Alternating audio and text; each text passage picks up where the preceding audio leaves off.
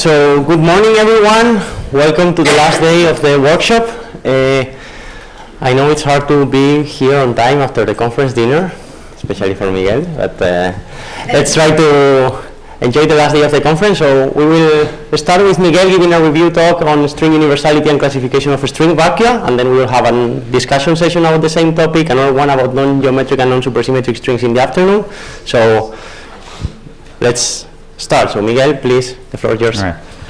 Thanks a lot, Alvaro, and to you and the rest of the organizers for putting together such a wonderful workshop. I really had a blast. But indeed, as you were saying, it's very, very tough a day like today, you know, December 1st, 2023, right? And it's a very gray, gloomy, rainy morning. You know, when I wrote the slides, I actually took a chance because it might be good weather, but of course the chances, right? So let's picture the following. Picture is like a day like today, you wake up, you're tired. You're very, very tired. I mean, you were partying so hard last night after the conference dinner. We went to this club with all the music. So it's too much fun and drinks, and so there's just no way, right? You're not in shape to do anything. And the prospect of the commute to Sacré does not make things more appealing, precisely, to you, okay? So then you start entertaining the thought. It's like, you know, first talk is review talk, right? It's not like there's no new research stuff. Why not skip it, you know? Just slip in, then just go to the actual research talks later on. Then you close your eyes again, satisfied, smile on your face. Yeah, that's what I'm gonna do. I'm just gonna slip it in. The rest some more go later. But as you doze off, as you're about to fall asleep, a question floats up to your mind. You know, when one is about to get asleep, like all sorts of random questions can pop up to your mind, right? So this is the question that pops up to your mind. Are we sure, are we really, really sure that we have discovered all possible quantum gravities, even just, you know, even with 32 supercharges, okay? Let's make the game as easy as possible. And even in 10 dimensions. Are we sure we got everything there is there? And, you know, the more you think about it, the less sure you are, right? It's like, how do we know for sure? And if we don't know the answer to that question, you know, it seems like the kind of easiest question one could ask. How could you give the answer to anything else? And then you vaguely remember that the review talk is about string universality. So maybe the speaker will cover this, or if he doesn't, then you can ask. Maybe somebody else knows. And so with a deep, deep sigh, you get up and you get on your way. So if this is your personal story this morning, I thank you for being here. And indeed, this is one of the questions that I'm going to address. It's actually the first question I'm going to address. And I'm going to address a bunch of questions, all centered on the idea of string universality, which is also known sometimes as, you know, string lamppost principle. Somebody was saying that it will be now pretty fun, like the announcement that Jim had in his talk, like the lamp is not working. It will be pretty, yeah, it will be more fun in my talk, I think. Yeah. Anyway, so what is string universality? String universality is just the idea that every consistent quantum gravity, okay, it's a vacuum of some string theory, compactification, okay? As, for instance, you know, people who wouldn't agree with that, for instance, if you believe, like, for instance, look, quantum gravity is completely, you know, it's like its own framework completely separate from string theory, then you don't believe in this kind of thing. And, you know, there's actually a lot of string theory people that sometimes I have trouble communicating this idea because they kind of like have ingrained so strongly that string theory is the only game in town.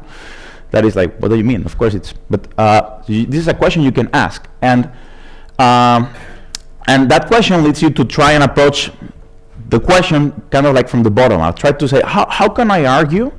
Of course, it's impossible so far to argue it completely generally in every context, but in particular contexts, with more SUSY or in higher dimensions, you might be able to argue, you know, all the possible quantum gravities that are there are actually vacua of string theory.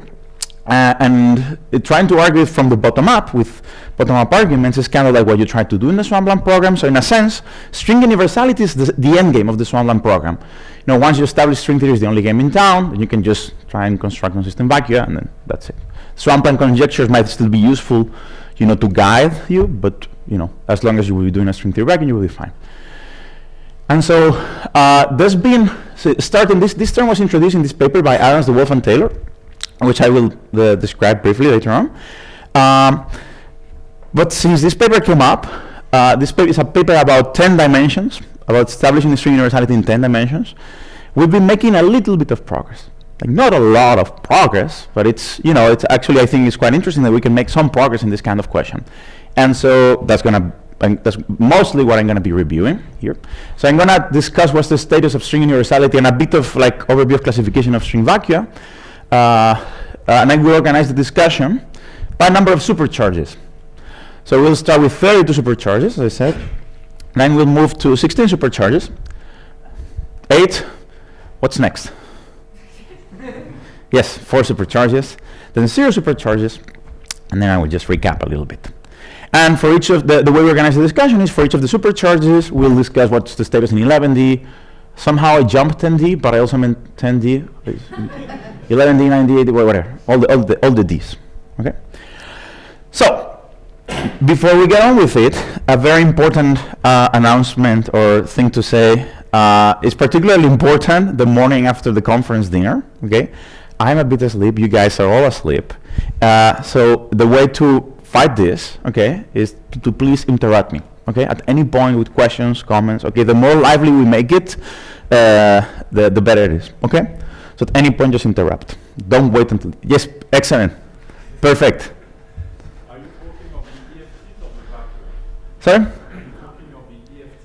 Very good. That's excellent question. For 32 supercharges, as you will now see, I will be talking about beyond vacuum, okay? And then after all, I'm going to be talking about the whole IPHT, but just the low energy effective field theory, okay? Ideally, I would like to always talk about the full theory, or the whole set of vacuum. That's complicated. I can only kind of do that, and with caveats with 32 supercharges, as you will see now, because, yeah. Any more questions? Okay, very good. Let's keep it up. Let's start with 32 supercharges. Okay, so our quest is, let's assume we have a quantum theory of gravity with 32 supercharges. What can we say universally? Forget for the moment about string theory or anything else. What can we say? And well, with this much supersymmetry, you know, with 32 supercharges, there's just one, if you want to have an Einsteinian theory, there's just one multiplet, right? There's just one multiplet that contains the graviton. And so if you don't want higher spin fields, you're forced to have just the gravity multiplet, and then the interactions are completely fixed by consistency. So the low energy effective field theory is completely fixed for you. There's nothing to do. And you know, you can classify them by dimension, and for instance, if you're in 10-dimensional dimensions, you know, you get to the type 2A supergravity, type 2B supergravity, type 1, right? And all of these have, you know, you could write down a low energy effective field theory which doesn't have a UV completion. That's the whole point of the Schumann plan. But in this case, we believe all of these, they have UV completions. So, you know, you're essentially done. You have the whole picture there. It's just like, it's just the usual M theory star. And if you ask what happens in less than 10 dimensions, you classify the supergravities. They're all dimensional reaction of these guys, which of course you can get from any of these, and they're actually equivalent by dualities. So at the level of massless fields, you're done. There's nothing interesting to say, I would say. Indeed, yes? Is there really nothing interesting to say? How do you find low energy? Were you just deleting ordered derivative expansion? Yes, very good, excellent question. Yes, I meant that. I meant the two derivative expansion, and I just meant the low energy. Of course, for instance, this would be a good question of how many possible sets of high derivative terms can I have, okay? And I was cheating a little bit. You will see in a couple slides that this is not the complete picture. There's one thing that escapes this description, but I will come up in a couple slides. This is more or less what Jack was pointing out. You know, like at the level of just two derivative action, the massless fields, everything is completely determined. But the level of high derivative terms, or what's the spectrum of massive states, things are not obviously completely determined. So in particular, you could have a picture like this, where let's say this is like the M theory star was drawn before, and it's actually just like a projection of the way the real deal is. There could be more than one theory which has the same low energy limit, okay? So you could have two different theories that at low energies are type 2B supergravity, okay? You can present that as an abstract thing that could happen, and then there's not much you can say. A way to make this question a bit more concrete and in some sense have a handle at this from the effective field theory, it's the arena of discrete theta angles. So what are discrete theta angles? Well, you know what a theta angle is. This is an example of a theta angle. And typically when these couplings arise in supergravity or string theory, this parameter theta is actually the web of an axiom. It's part of the lower energy supergravity that I just said was fully determined by supersymmetry. But there are versions of topological couplings like this where the theta angle is something discrete. It couples to some charge that you don't see at the level of the two derivative action. And then when that happens, then there's the question of, can I switch it on and off? Is the physics different if I switch it on and off? And so you could have more than one quantum gravity even with 32 supercharges. So for instance, this possibility arises in the concept of type 2B, which we pointed out in this paper. It also arises in M theory. If you want to go examples of 4 dimensions, it also arises in the concept of Calabi-Yau compactifications. And for instance, perhaps the clearest, I think, just to give you the idea, I think the clearest example of a discrete theta angle was proposed by Sav in 2013, which is take type 1 string theory. So it has O9s and 32 D9 branes. And because of the orientation, you're projecting out some Ramon-Ramon fields. In particular, you project out the Ramon-Ramon axiom, the C0. So the C0, so you get C0 goes to minus C0. And so if you ask, what are the fixed points? So you say Z0 equals to minus Z0. Oh, sorry. This is the equation you need to solve. I'm not going to risk doing that again, so I'm just going to enumerate the solutions. Right? What's one solution to this? C0 equals 0, right? But because C0 is a periodic variable, also C0 equals pi as a solution. So that looks like a discrete theta angle. Now that discrete theta angle, actually, you can understand that it's a bit like what happens in QCD with massless quarks. It's actually unphysical. It doesn't give you a new vacuum. But there are other cases where you do get new vacuum. Okay? So there's a whole question of classifying these theta angles. And so for instance, the theta angles are very efficiently classified by something. Yes? Sorry, but the example you're mentioning is in type 1 string theory, so it doesn't have 32 supercharges. That's right. Yeah, that's right. So can you do something like this with 32? Yes, yes. So for instance, in M theory you can do it. Or as I was going to tell you, these theta angles are classified by some Bordisan groups, which I will explain what they are a bit more later. And if you can compute the Bordisan group in d dimensions for your quantum gravity, it gives you a list of potential theta angles. So for instance, we computed the Bordisan group for type 2b, and it's Z2 to the 4th. In 10 dimensions, for instance, all of the theories that I was describing here, they have a potential theta angle which is not understood yet, which has to do with exotic spheres. Okay? I can explain a bit more about that later, maybe, or in the coffee break, which is not the main point.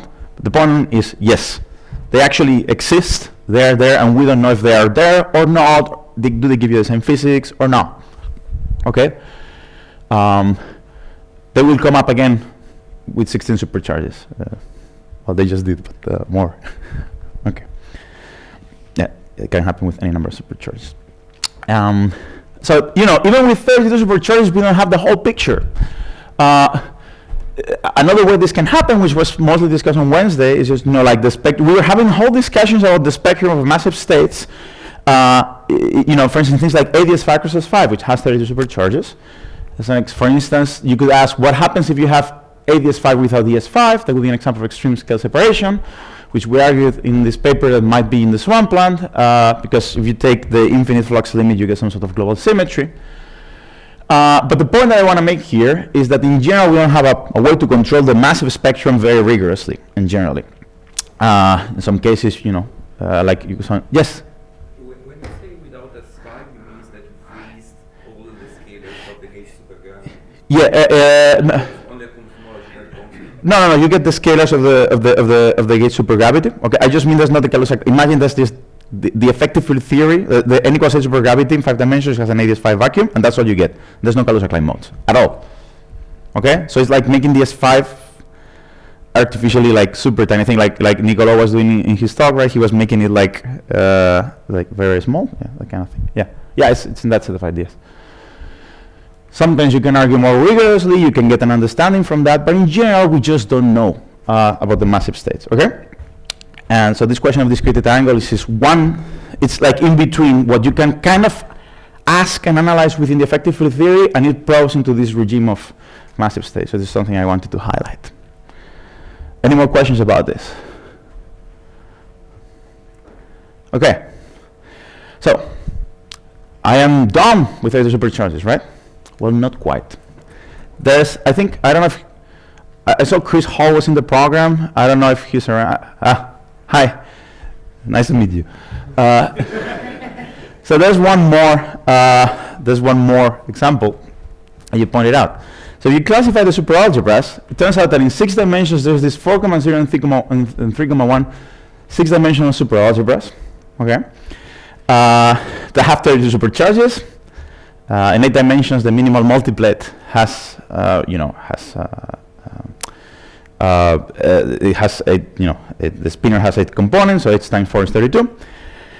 And I was restricting to multiplets that just have like graviton and stuff, and say, so what are you talking about? Of course, there's more multiplets. And this one, the 4,0 algebra, has some multiplet, which is not a gravity multiplet. It has some 4-index tensor with the symmetries of the Riemann tensor. But as Chris pointed out in a series of very interesting papers, when you put this guy in a circle and you reduce it, it becomes 5D maximal supergravity.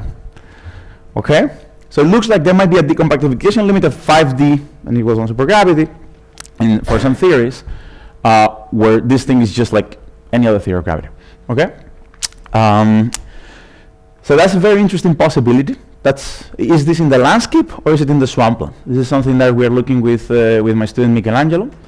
Try to understand this construction in terms of swampland constraints, but it's just like a very interesting corner of the landscape of theta supercharged, which is not usually discussed. I just thought I would bring it up. It's super interesting. Yes? Since you mentioned this, what about these type 2 star, these supergravities? How do you know for sure they don't have a UV completion? I'm not familiar with this. No, I mean these are non-unitary naively, but Well, opponents suggested that maybe they can live inside string-sized bubbles. Well, non-unitary sounds bad, but I don't really know. I'm actually not familiar with this. Thanks for bringing it up. Yeah, like I'll ask you more about it. Yeah. Any more questions? No? Okay. So, yeah. Usually, landscape was often the definition of like a low energy IPT with Einstein gravity with the UV completion. Right, but you can ask things like, does it have a global symmetry? Right, but from my understanding, this is not even a theory with Einstein gravity. No, in 6 dimensions, right? In 6 dimensions, it's not. It's very much not Einstein. But when you put it in a circle, right, it gives you an Einstein theory. Okay. It's only a linearized theory. You don't have any interaction. Yes. So there's more things you could ask about it, right? Like that, but at the level of the multiplets at least. I agree that to get the interactions here, because in 6 dimensions, for instance, there's no scale, there's no obvious way to generate that. You have the multiplets, maybe they're generated in some way by some sort of like, I'm waving my hands. You could try to ask, okay, suppose that happens. Can you still say something about it? Yeah. More questions? Okay, it's good because I'm not doing great in time. Well, no, actually, no, please ask questions. Please ask as many. It's as good as, it's very good. Okay, so we're not so good at showing uniqueness of the string theory including massive states, even with 32 supercharges. That's okay, that's a very hard question. But for the rest of the talk, I'm going to make my life easier. So this is going back to the point that David was making. So up to now, I was talking about the full theory. Now I'm going to lower my threshold. I'm just going to ask, okay, what I'm going to call string universality for the rest of the talk is, I'm just going to focus on the low-energy effective field theory at 2 derivatives. Yes? So if you restrict like to 32 supercharges, then 10 or 11 domain. Yes. But like the original. Yes. Can you say anything more? Well, so now there's one. You remember how I gave you the, for instance, in type 2b in 10 dimensions, that I gave you those 4 possible theta angles. there's a couple we actually, in this tutorial paper, we ruled out because they are, by dualities, you can map them to things that are not there, okay? So yes, so sometimes you can make progress here, okay? And the Sethi theta angle, even though there was 16 supercharges, there's also arguments you can give to show that it's equivalent to the others, okay? So this, yes, for some of these theta angles we do not know, for some others we do know. And that, it's a question where you can actually make progress. Yes, okay. How much do you rely on the fact that the two theories should have an action? Well, very much, but you're in 32 supercharges, so it's kind of like almost guaranteed. You know, like the long-range interactions are given to you by just the interactions of, you know, it's like an Einstein theory. With 32 supercharges, the interactions are completely fixed by supersymmetry, and turns out there's are interactions you can write in terms of a Lagrangian. No, I think there's an example, if I'm not mistaken, by Paul Howe. There's a theory in 10 dimensions with 32 supercharges. If I remember correctly. Oh, okay. This is great because these are theories that I'm really not familiar with. So that's awesome because you're expanding my knowledge here. It might be, yeah. I ask you more about this. Yes. Yeah. We only consider maybe so in ND there it's not only the theta angles, but sometimes if you find a discrete type of anomaly, and I will talk about it in my talk, then there's different ways to calculate. So it's not the bona fide theta angle that Miguel mentioned that appears in this coordinate group, but it's also it's very similar to that. That's another ambiguity. Yeah, there's things that look like theta angles, but they're related to anomalies, and then you can fix them with anomalies. And then they don't. This calculation of the Bordism can automatically like shifts to that. There's a question by Carlo. Yes. Yeah. Okay, Carlo first, Timo after. Do we know that all gaugings are realizing? No, I for one don't know. Maybe somebody knows, but I don't think so. No, not obviously. Yeah. Yeah, that goes to the question of string universality, and that it's a good moment to make a caveat here that most of the progress that I was advertising was in Minkowski. Okay, I'm gonna focus on Minkowski. For 8 and 9 dimensions that makes sense because there's no ADS, but in 7 dimensions you can ask that question again, and then I have partial answer. Maybe ask that again. Yeah. Timo? Okay, good. So, it's not so good. So for the rest of the talk, I am just gonna take a different perspective, which is like, fine, I'm just gonna ask, given a given low energy effective field theory, is it in the landscape, can I find some string theory which has that as the low energy limit, yes or no? Okay, and that's what I'm gonna be calling string universality. So the picture is a bit like this. So suppose you have some principles, swampland, anomalies, what you have it, that make all the theories outside inconsistent, and then the things that you can, the effective field theories you can get from string theory, they do not match, then you would say string universality has not been achieved here. Here we would say the two things match, string universality has been achieved. Okay? Is that picture clear of what I mean by string universality? Awesome. So now let's go to a case where this is actually a bit more interesting.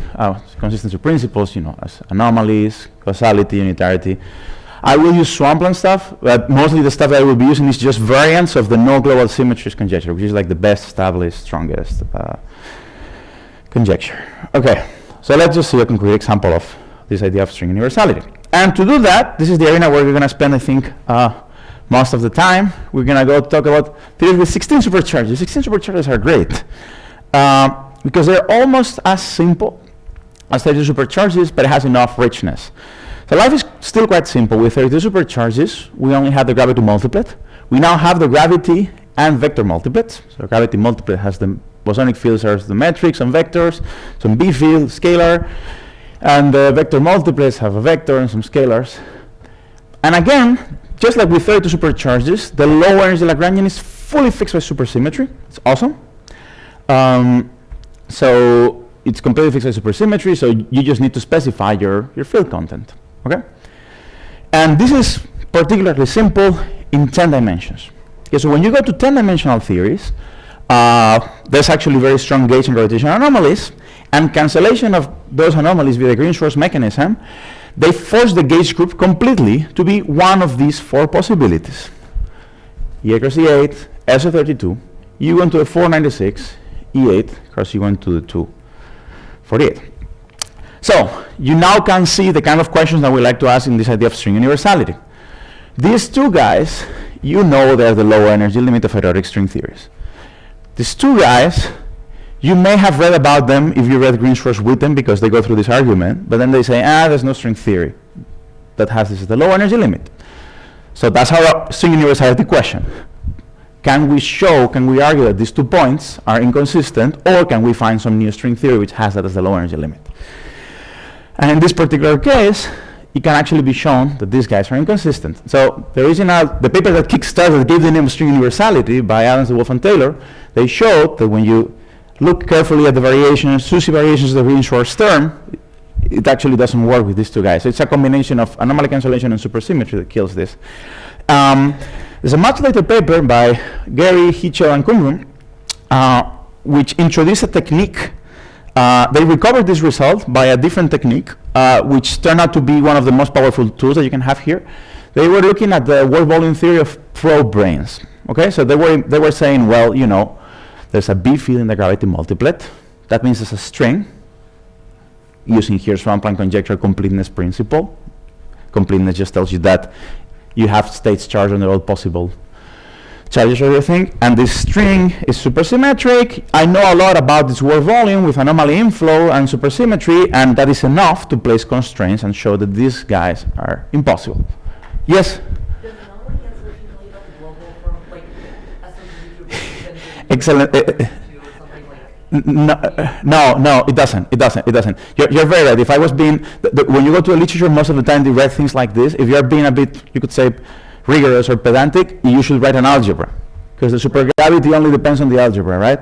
Indeed, so this doesn't tell you about the global form of the, and in particular, as of now, I don't think there's like a really good Swampline argument. This is something that we're thinking with Marcus, as to try to argue from the bottom up it has to be spin 32 mod Z2 or any of the other possibilities. Yeah, different seat. Exactly. The possibility is actually realized in string theory is not SO32, it's spin 32 mod the Z2 that projects as the vector on one spinner. Okay? So. No, but it does. It doesn't have. Exactly. But this is, yeah. Yes. So that's yeah. But yeah, I just want to emphasize this is a super interesting question, and I will cheat a little bit because 2 slides from now we'll be talking about similar questions in 9 and 8 dimensions, but it's really a bit out of the purview of the way I was presenting the thing. I was talking about the 2 derivative action. What is the actual form of the gauge group depends on what are the massive states. So it's not really a, yeah? Okay, good. Good, very good. More questions? No more questions? Excellent. Okay, so we got string universality in 10 dimensions. Welcome to 2010. So what's the interesting progress that has happened in the last few years? Well, we try to address this question in less than 10 dimensions, and it gets a lot more interesting because you don't have Green-Schwarz stuff. You don't have such powerful anomalies. And furthermore, the vector multiplet in 10 dimensions doesn't have scalars, but in less than 10 dimensions it does have scalars. So you have a whole moduli space, it's Narayan type. It's parameterized with the scalars in the vector and gravity multiplets. And these scalars, they are charged into the gauge group. So if you go to a generic point in moduli space, the gauge group is broken to some U1. So the generic point, the gauge group is some U1, which is basically to the number of vector multiplets in the gravity multiplet plus, vectors in the gravity multiplet plus number of vector multiplets. And then the only other possible thing that can ever happen in this moduli space is that symmetry enhancement can happen at special points in moduli space. Like you can enhance to SO32 or E8 or whatever. So, understanding what's the, what to achieve, what's string universality, what's the thing that we need to do here, since the supergravity is fully specified by the rank of the gauge group and the choices of Lie algebras for enhancement at special points in moduli space, the only thing that we need to do is to classify all possible values of the rank, rank is the number of vector multiplets in the theory, and give you a list of Lie algebras at special points in moduli space. And if you can argue that all the consistent lists match with what you get in string theory, then you achieve string universality. So let me take this, divide this question into 2 pieces. I'm going to first talk about the rank. Just the simple question, how many vector multiplets am I allowed to have? Okay? If you write the low energy supergravity, there's nothing wrong with writing the supergravity. You can find it in textbooks with R vector multiplets, where R is any number you like, 1, 2, 3, 4. You think a bit harder, there are global anomalies. For instance, in 9 dimensions, you can only do it with an odd number of vector multiplets. But if you turn to swampland considerations, there's much more you can do. So first of all, there was this paper by Huri, Hitchell-King, and Kumrum, where they argue that from studying what happens under T-dualities of these theories, that you can get an upper bound from the rank. Okay, so they assume a version of the distance conjecture that allows them to talk about duality, about T-dualities, and that is enough to give an upper bound which matches what you get in string theory.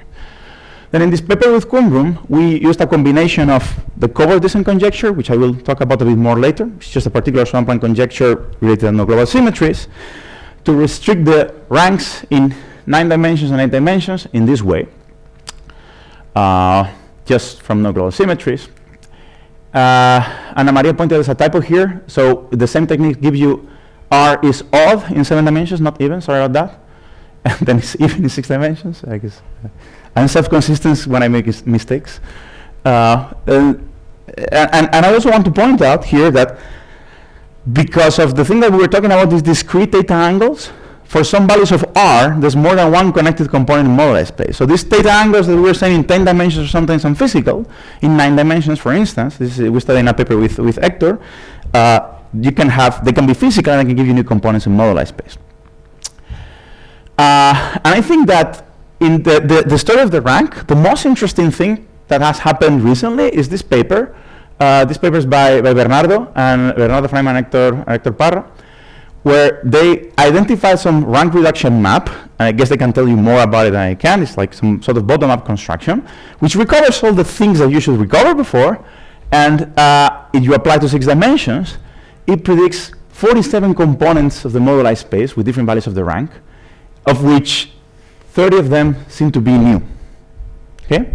This is super interesting. So 6 dimensions, this kind of question is like a very neat arena to work on, I think, right now, because there's like this proposal, following some rules that work, that make sense. They predict 30 new components in 6 dimensions, which we don't know how to construct in string theory. Some of them might be related to discrete theta angles, some of those might be something else.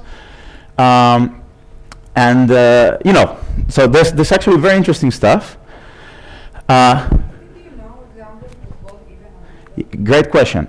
So I'm gonna answer that now, because all of this information is not very clearly presented in this list of things. I took an embarrassingly long amount of time to do this in the keynote, so we're gonna spend some time on this slide. So this is all the information that we had before is codified in this table. So you have here the dimension 9, 8, 7, 6, 5, 4. And then the possible values of the rank. Remember, rank is number of vector multiplets, okay? So this black region here that I just dashed out is your bound of 26 minus d on the rank. Then the color code is green if there is an explicit string construction. For instance, we have explicit string construction of rank 1 in 9 dimensions. Red if it's forbidden by the constraints I gave you in the previous slide. Then that's red. So for instance, you can see in particular in 9 and 8 dimensions, everything is either green or red. So we can say we have achieved, in the question of the rank, we have achieved string universality. All the values of the rank that we believe are consistent with swampland principles precisely match what you get from string compactifications. We haven't achieved it in 7 dimensions. So in 7 dimensions, you have yellow stuff. Yellow stuff is unknown. We don't know if there's a string embedding or not. There's no obvious inconsistency, but there's also no string construction either. And to address Huri's question, in 6 dimensions, I also called it orange, is like unknown. There's no string embedding, but it's one of the ranks in the Hector and Bernardo list. And so, for instance, for low values of the rank, they predict even and odd. Please. Sorry, in 5 dimensions, then you're saying that the string island of the Vacua is not consistent or something? Or maybe I just, yeah, so. So double car Harvey is in 6 dimensions, right? No, they also claim for 5. They also claim, okay, so if they also claim for 5, then this table needs to be amended. But there is another paper, recent paper, where they argue that that is not consistent. So that may be. Very good. So that went in my radar. So, okay. So the string I was familiar with, double car Harvey one was the 6-dimensional one. If Double car Harvey, they construct the 6-dimensional one, and they propose and they also yes. construct the 5-dimensional one. Okay. A recent paper. By whom? I think this was involved. Ah, okay. But This is this paper with Stefan. Okay. I missed that. I looked at the paper, but I missed that part. Okay, well, that would be if it's consistent. I'm gonna bring up your paper later on, so maybe we can talk about it later. But this is a very good point. Thanks. Why does it cut off at 22 Well, it's just because of this black region keeps growing like this, and we're going to 4 dimensions, and I had to fit it in the. So this region that is excluded here, okay? Yeah. The claim is not that the maximum rank in 6D is 20, right? Yeah, that's the claim. 6D with 16 supercharges, yes. We do not know a single component model space with more rank than this. I know, but it's true. With 16 supercharges. What about all those 60 examples of FAs non-mixable clusters? These are 8 supercharges. These are 8 supercharges, yes? Yeah. Yes? I thought that they had in 7 dimensions compatible with open that the rank has to be odd. I mean, Yes. about the 8. Yes. So yes. So this like this. So the question is 9 dimensions or? You know, at 7, 8, you misprint. Yeah, that's probably a misprint. After all the time I spent, yes, that's a misprint. Yeah, it should be the other way. Yes, these 2 are flipped. Yeah, and then it's I think. Okay, this is That's okay. good. Okay. Although from your paper with Alec and Newton stuff that you try to classify using like 6D. Yes. I mean, in principle, there if you know they're close to the Yes. ground. Yes. That's right. But the point is that there we don't really have. I'm going to talk about this next. So let me just that. So I just wanted to bring up like question that of course came up when doing this. It's like here's another. Is there a string island? So what Hector was calling string islands are theories with 0 multiplets. It's just the 0 vector multiplet. It's just the gravity multiplet. Is there a string island in 4 dimensions? I don't know. That'd be an interesting question. Okay. And as I said, some of the numbers are repeated. For instance, these ones are repeated and possibly more, meaning that they have a version with and without discrete data angle. Okay? So I think this is the state of the art modulo this thing with the, thanks for pointing that out. Okay, so I think that's the state of the art with this thing. So you can say that in 7 and 8 we actually have achieved rank string universality. But there's the whole other picture, oh boy, about non-abelian groups. So the whole other point is like, it's a much more complicated question. There's a whole moduli space, and I need to give you a list of what are the possible non-abelian algebras that appear at which particular points, okay? And so one technique that, for instance, we use in this paper with Alec and Jutta and Kumrum, which originated in this paper by Jutta and Kumrum, is to use, again, it's a variant of the idea of Gary, Hitchell, and Kumrum, which is to use brain probes. In this case, we use codimension for instantons. They see a moduli space, and the moduli space you can identify with the theory, and so you can read off where the non-abelian enhancements. And using consistency conditions, like the moduli space of the probes has to be compact, which is a version of no global symmetries for high enough codimension probes. You can actually classify and recover also the non-abelian enhancements in 9 dimensions and 8 dimensions. So you can claim you have full string universality there. In 7 dimensions, we can run the same argument, but we cannot claim that we have full string universality. Simply because we don't know enough about the relevant work volume theories of the brains. Yes? There's a 4 equals to 4 string island. Oh, that's awesome. Because then it's like, it's a checkerboard, right? And this is what you were pointing out. It's like, it looks like, if indeed the 5 equals 1 is wrong, there's maybe a pattern here which is observed but unexplained that the ranks are even odd, right? Yeah, that's right. So this would also mean that the theories that you predict here actually don't have string realization, if there was like such a thing, yeah. Indeed, very good. Okay, so this is it's very, you give a review talk and you learn about supergravities, and I think it's super nice. So I'm gonna ask you more about these guys later. Thank you. Okay, so there's also constraints in the global form of the gauge group. which were done, from just from studies of the topological complex of the dimensional theory, or also using covariance and conjecture, which were actually then checked. There's these amazing papers by Ana Maria, Bernardo, Mariana, Carmen, and Hector, where they just went out and computed in string theory even the global form of the gauge group. Like, they have these huge lists with like 300 possible entries, and they computed everything, and they all match with these constraints. I would say that in 7 dimensions there's not too much, but one thing that I think is quite interesting is the approach that was followed by Bernardo and Hector, which is a systematic classification of frozen singularities. So I thought that, now I'm 40 minutes in and having second thoughts about that, but I thought it was a good idea to stop by at little moments and explain what are the techniques that have been used here and why they're interesting. So for instance, one thing that Bernardo and Hector did, they were classifying what are the possible ways to glue frozen singularities. So what is a frozen singularity?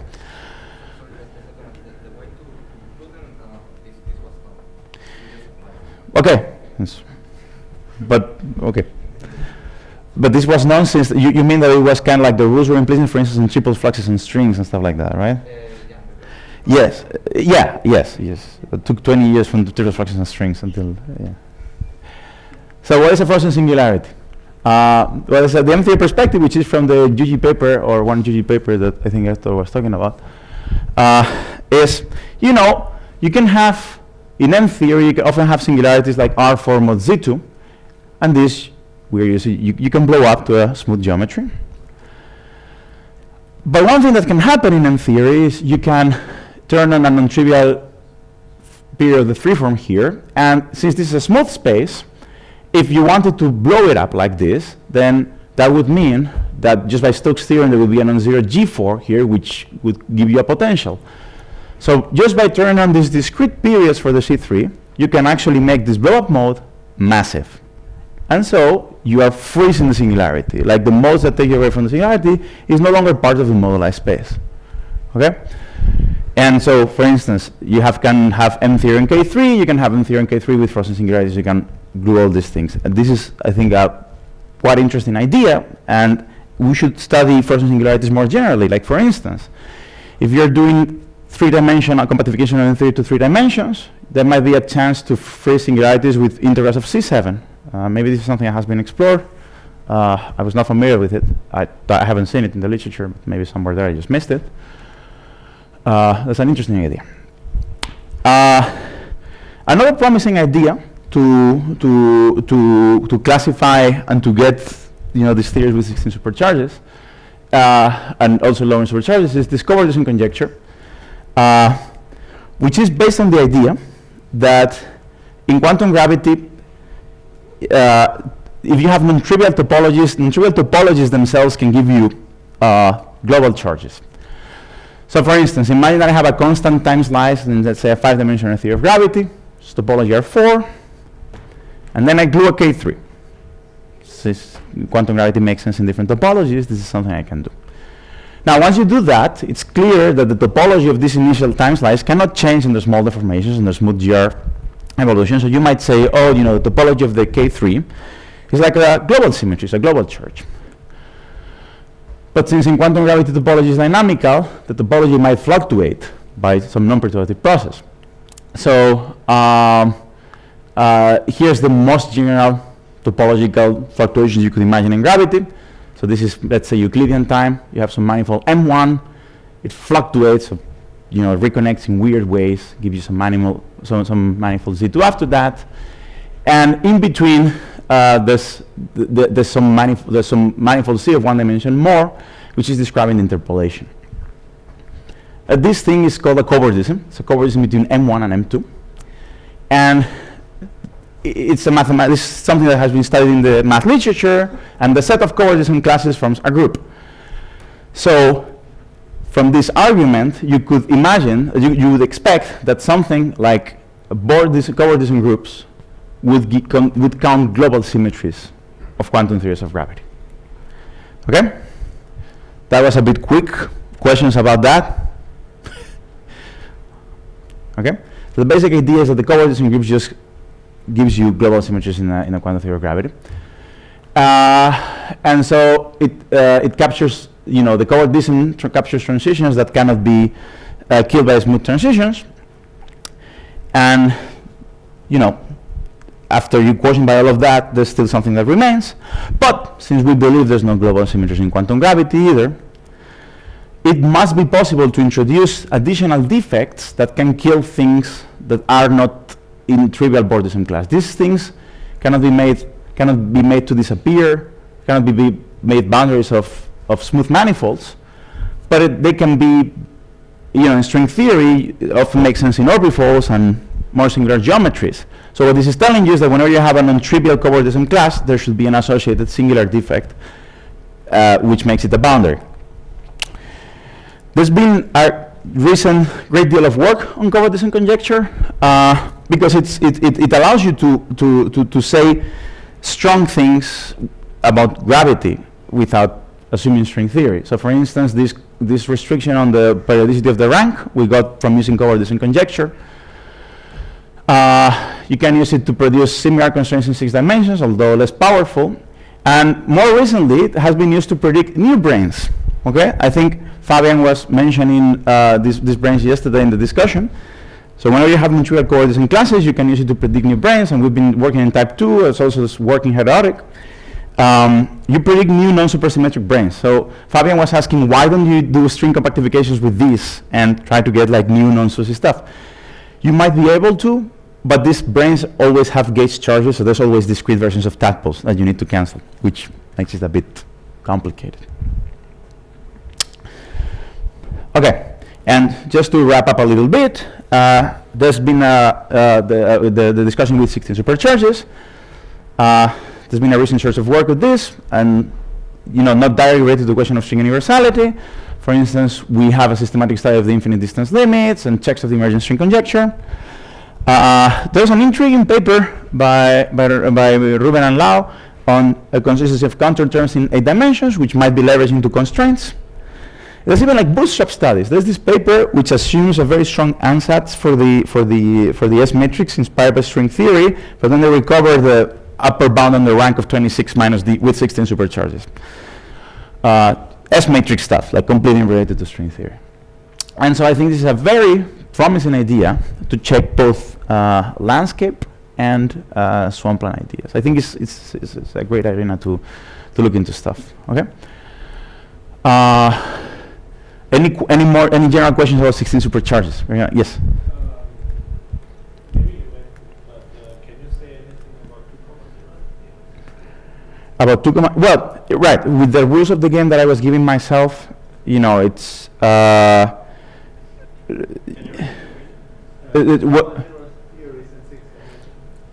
2,0 with the rules of the games I giving myself is kind of fixed because local anomalies, right, in 6 dimensions, they completely fix the theory in the end. So, at the level of the supergravity fields is completely fixed. Then you might ask about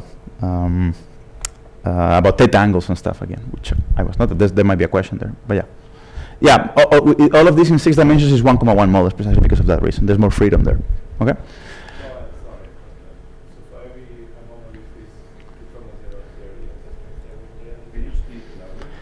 He asked if for every 2,0 anomaly-free string supergravity is a string relation. I just think it's just one, right? So with 2,0 you describe it into 1,0 language, it completely fixes the number of multiplets, and that's just one, and that's it. And yes, it's like, whatever you like. Type 2 on, it's like a K3 or something, Yeah? Any more questions? Yes? Do you have some expectation on how this analysis could change when you include gaugings? Very good. So this go back to the question of what happens with ADS and so on and so forth. I don't think that's a great question. For instance, in 7 dimensions, that's also very great. I don't think there's papers on this. Like try to understand this analysis for supergravities with ADS. There's not much. One thing I can tell you is, for instance, like the modulo 2 condition on the rank that we were derived in 7 dimensions seems to also be true in ADSs. And it's related to the fact that the number of fixed points of involutions of spheres that would give you 17 equals 1 theories is always even. And when I say always, it's always all the cases I checked. Okay. Independent, because within 7 dimensions where the aging, you don't have a lot of freedom. Yes, yes. I'm saying start there. Is the most constrained case, is the most interesting. Even there's no systematic studies, there's no papers, I think, particularly describing this from swampland point of view. But the aim is doing the analysis independently on the gauging, or start focus on a particular gauge, gravity, like in 4D, and Whatever you can do, right? Like you could do both. Yeah. Yes. Isn't there this claim that non-compact gauge supergravities with non-compact gauge groups are in the swampland? Yeah. Which you often hear people working on the swampland saying, but in the gauge supergravity community, Okay. don't care about it. Yes, yes. I was kind of like taking this in from the get-go, so I was like automatically excluding anything like that. And so the argument for that is that if you have anything with a non-compact gauge group, okay, which is not spontaneously broken, there's going to be a global symmetry. And the stupid argument for that is, imagine you have gauge theory in 4 dimensions with R gauge group as opposed to U1. Okay, you have R gauge group, you could have particles with charge 1 and let's say square root of 2, and the square root of 2-ness of a state is a conserved charge. So a particle with charge square root of 2 can never decay in a finite number of particles with charge 1 or 0. So it's kind of like independently conserved. So that gives you global But symmetry. it will always be spontaneously broken, otherwise the kinetic term is a Kaplan-Schilling metric for the... Well, so there's 2 things there. If you can go to a point in moduli space where the non-compact subgroup remains unbroken, then you're dead. But if not, you're not. Take SL2Z. The SL2Z of type 2B string theory is non-compact. It's gauge. Yes? Yeah, I have some more comments on the non-compact gauges. First of all, it's always the case that the symmetry group is spontaneously broken down to a compact subgroup. Secondly, a lot of them typically lift up to 10 or 11 dimensions with a non-compact internal space, which means that it is part of the 11-dimensional, 10-dimensional set of solutions, but from the lower dimensional point of view, typically there isn't a mass gap, so it doesn't give you... Right. So it's a consistent truncation, but you try to include the higher dimensional theory, there's no mass gap. Right, right. So then there are consistent backgrounds of 11 dimensions, 10 dimensions. You wouldn't say they're like compactifications with a finite and Planck sort of stuff like that, yeah. This, I think it might also be interesting to this audience that you had a paper with Alison where you realized that they see the solution using non-compact gauge. Of course, and they see the solution with the non-compact internal space. But I see. Yeah, that... Yeah, so the SO4,4 gauging in 4 dimensions, for example, has an unstable de Sitter. I see. It's unstable, and then it goes if you have the extra goes like a mouse or something. Okay, that's super interesting. Yeah. So even the low energy supergravity has factoring in that state. I see. Yes. Maybe sorry to interrupt this. It's very interesting, but we have a whole discussion session on the same topic afterwards. Maybe we can try to let Miguel wrap up in 10 minutes, and then we defer all the... Yeah, those 5 minutes you promised yesterday, I wasn't going to need them. Yeah, let's say they were included in the 10 minutes. No, it's actually fine, because I really wanted to focus the most on 16 supercharges, because this is where most of the progress on this question of singularity has been made, and because as you're going to see now, things start to unravel when you go to the supercharges, and it's just what you might expect, right? These kind of questions you can kind of ask in setups where the landscape is actually sort of like a mini landscape. There's just so little parameters that you could, in principle, hope to have like a full classification. This already unravels in just with 8 supercharges. So the highest dimension possible is 6D 1,0. You can have vectors, tensors, and hypermultiplets. And there's many constraints from local anomalies and stuff like brain probes. But there's actually many, in this particular case, there's infinitely many families which remain, which they have they satisfy anomaly cancellation. There's no obvious reason why they would be wrong, and they evade all the constraints put so far. And the situation has been made worse recently by a paper by Gregory Lodges and Yuta Hamada, where they have written down infinitely many infinite families. So it's like double infinite. So it's making our life harder. So you see, it's so big, it's unlikely to be classified without new ideas. Now we're talking about Calabi-Yaos, right, and theory in Calabi threefolds, and this is this world of disease, right? So it seems unlikely to be fully classified without new ideas, but there are some new ideas. So there's I don't know if Marcus will want to talk about this, but this set of ideas, there's stuff in 6 dimensions using quadratic refinements and consistent conditions of those, which might give you additional constraints. And there's also this interesting paper by Huri and Kunrun where they argue that by studying the brain probes, like stuff like, at least, infinitely many massless modes, is in the swampland. So I wanted to highlight a bit more constructive methods because this is talk about string universality and classification of string Vacua. I don't have a lot of time, so I will just highlight them very quickly. So how do we get 6D 1,0 Vacua? What are the canonical ways? Heterotic or F-theory? And something that is common to both of them, it's technically part of both of them, but it's also different, is asymmetric orbitals. There's a lot of stuff to be done with asymmetric orbitals. We just haven't it's okay. They just haven't fully classified them. And I don't know who you're going to be talking about this. Well, and then I'm not going to say anything. So, for instance, if they find stuff which is not what you would get here in a geometric theory corner, right? So that's super interesting. So I know it's like you can get the complaints that this is all stuff from the 90s or the 80s, but the whole point is that the landscape is so vast that even with all the work that was done by many of you guys, there's still many things which have been not discovered. And here's an interesting question that I really wanted to pose, which is, asymmetric orbitals are great, they give you new components, but I only know how to do orbitals if you have a perturbative string worksheet. If you go to tau equals I in type 2B in 10 dimensions and you ask me to orbifold by the Z4 symmetry that appears there, I don't know how to do it, okay? There's one paper that I know that tries to say stuff about this, which is by Yakari and Volpato, which I think is super interesting. It's just something that we should all think more about. One other way to, if you want to do orbifolds, perhaps even away from the worksheet, but you're scared, you don't know how to do them, why not try to do free orbifolds, which is like a bit of a misnomer, like an oxymoron. You can quotient by stuff, but which doesn't have fixed points. So there's no twisted sectors, you're good. And so for instance, you could try and do quotients of Riemann flat manifolds. And this is a super interesting arena. I think Peng is going to talk about that too. You can get whatever. You can get a Calabi-Yau like this. You can break supersymmetry, and you can include duality twists, which studies them, which is the paper we were mentioning before by Chris Hall. This super interesting paper. They're studying T-dualities, like twists. They compactify a torus and then the quotient by a T-duality twist. But why not do it more generally? Do the full U-duality, right? It's super interesting stuff, I think. And I think this is a great arena to make more progress.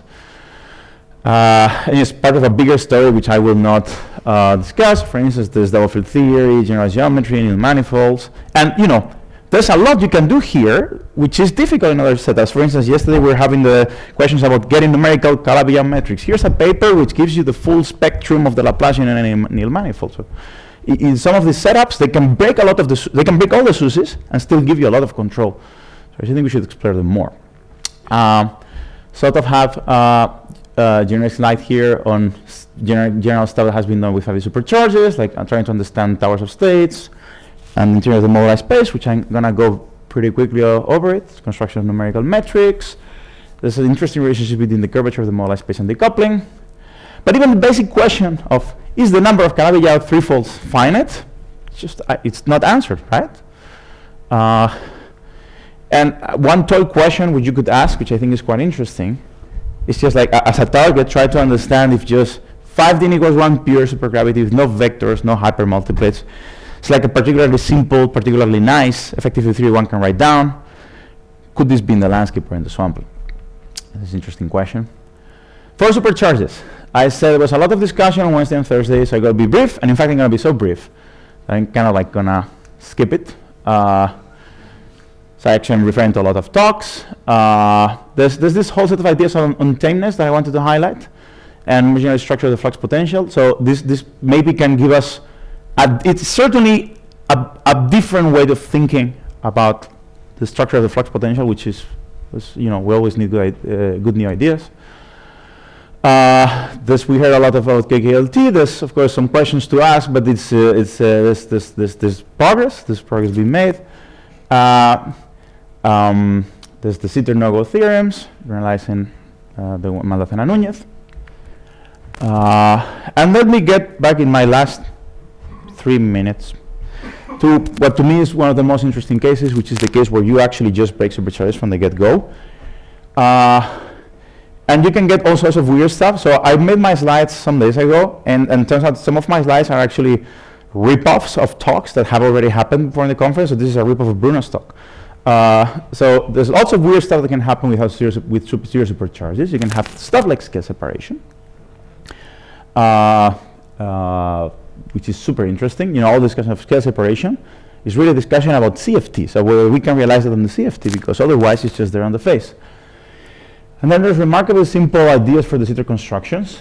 So Bruno told us all the progress about trying to get like explicit examples with numbers and metrics, but I think this idea of using Casimir energies to get the Sitter, so again, super interesting. Is not what we do usually. It's just like I think a new idea. We were talking about classification of string vacua. When you go away from 16 supercharges, it's really classification of lampposts, Scalabillao lamppost or depth theory lamppost. There's many more things that you could do. Just wanted to highlight a couple of those. For instance, here this idea is the manifold doesn't, can be hyperbolic. It's a very nice idea, but you could try to combine it with, let's say, the Riemann flat guys from before or something else. It's an interesting area also for non-SUSY strings. We have some talks later on, I think, discussion. So I'm getting like a bit of a summary from this workshop. This Youngsters workshop was organized by people in the audience just last week. It was an online workshop, very fun. So for instance, we learned that we can now do closed string tachyon condensation for some of the non-supersymmetric strings. And if you do it in a certain way, the endpoint of that is the near horizon geometry of other branes in the SUSY strings, which is so cool. It's like, oh, this non-SUSY tachyon condensation actually goes back to the SUSY strings that we know and love. We actually have a recent classification of the non-SUSY erotic strings. We now know there's not more than what has been constructed so far. We do not have a similar thing for open string models, but there's new constructions by Emilian and friends. And as Severin mentioned yesterday, systematic exploration of the moduli space of the SO16. So there's a lot of things that are happening there. We also show, I forgot to include the reference, but this is a paper by myself, Matilda, Ivano, and Arun. Nobody had checked that the 10D strings were free of global anomalies. We did the correlation calculation. We checked they're free of global anomalies. And there's constructions of ADS3 back as well, which you might ask about their stability. And then this is actually is my last, second to last slide, which was essentially also in Severin's talk. So I'm just going to quickly. It might seem that non-SUSY strings are great to try and get the Sitter because they get a positive potential, which on the face violates one of the assumptions of Maldacena-Núñez theorem. However, there's many extensions of these theorems applying to non-SUSY strings. You know how Maldacena-Núñez can also be extended to apply to massive type 2A, even though it also has a positive potential. One intuitive way that I have to understand at least the extensions of these theorems to the open string models is the open string models, they always have corners in their moduli space when you put it on a circle, which are dual to massive type 2A with orientifals. So it's not that different from massive type 2A to orientifals. For the hydraulic, it also works. There's, for instance, this paper by Ivano and Stefano. They also do it for the S16 and S16, and that one is just like a general linear thing. Anyway, somehow I managed to finish roughly on time. To sum up, and this is a summary which is mostly for the younger people, to the PhD students or master students maybe. At some point you're going to go to a party and you're going to run into this guy or someone equivalent, and they're going to be, oh, so you're doing string theory, but hasn't string theory been proven wrong already? You've been at it for 40 years, and when are you going to give up, right? So if you run into this person, you now know what to tell them. The landscape is so vast. 40 years are not enough. We actually need more people, not less people, to explore all the corners. A lot of the core ideas that I told you about, essentially, I would even say all of the ideas I told you about here, they're old. The core ideas are from the 80s and 90s. It's just that they haven't been fully explored, and there's so much more that we need to do. And so maybe I can convince this guy to join us and help explore the landscape. Thanks so much.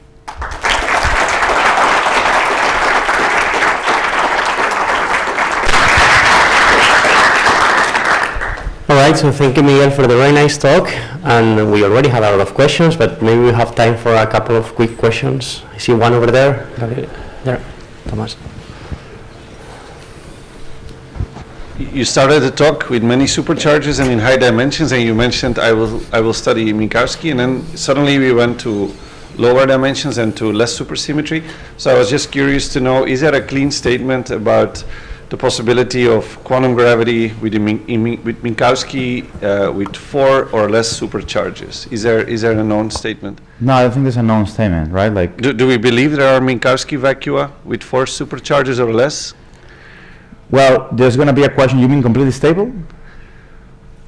Right? So that when you get Minkowski, it seems like a bit of a fine-tuning, right? Because if you have 4 n = 1, then naively you would expect, if it's SUSY, it's going to land into ADS, right? And without it, it's going to be, it's going to be very difficult, right? So from the point of view, I think that the bottom line is that string theory is actually a natural theory. It doesn't really do unnatural stuff most of the time. So when you want to find like very little numbers, as in Jacob's talk, you really need to work hard, right? So there's not a theorem that might not be Minkowski, but there's also not like it seems very difficult. It sounds like infinite fine-tuning, right? If you compactify F theory on a fourfold that doesn't have any rigid divisors, you have no fluxes either. Like, where does the superpotential then come from?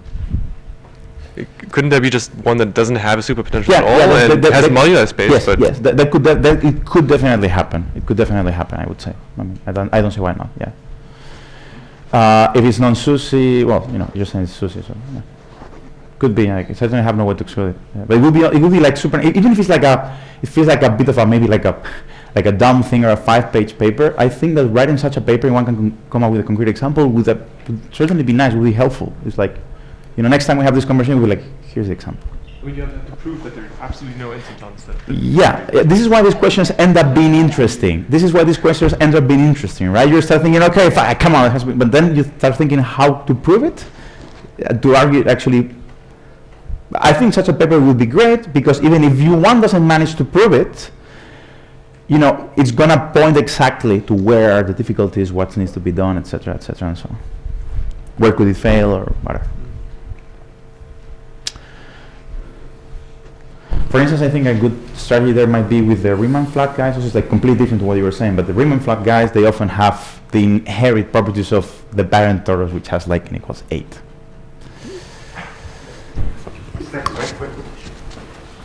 So it would be expected that if you have really exactly vanishing superpotential, you would have some enhancement of supersymmetry. Yeah, like in the underlying, like with chi = 0 or something like that. Yes. Because also the rigidity of instanton conditions is too strong. It's just a sufficient condition to have rigid devices for having a superpotential. I see. So it would be very surprising if it were really exact. I see. Okay, so for instance, you're saying, maybe let's just if you understand that, I gave this example here, which is a paper by Volker of Riemann flat Calabi-Yau threefold, this guy. For instance, maybe you're saying if we were to do, I don't know, F theory on this guy, we get a 60 and equals, well, okay, so never mind, 60. So, yeah. But along these lines, yeah. All right, so if there are no any further urgent questions, we can wait for the discussion session and thank Miguel and all the other participants in the review.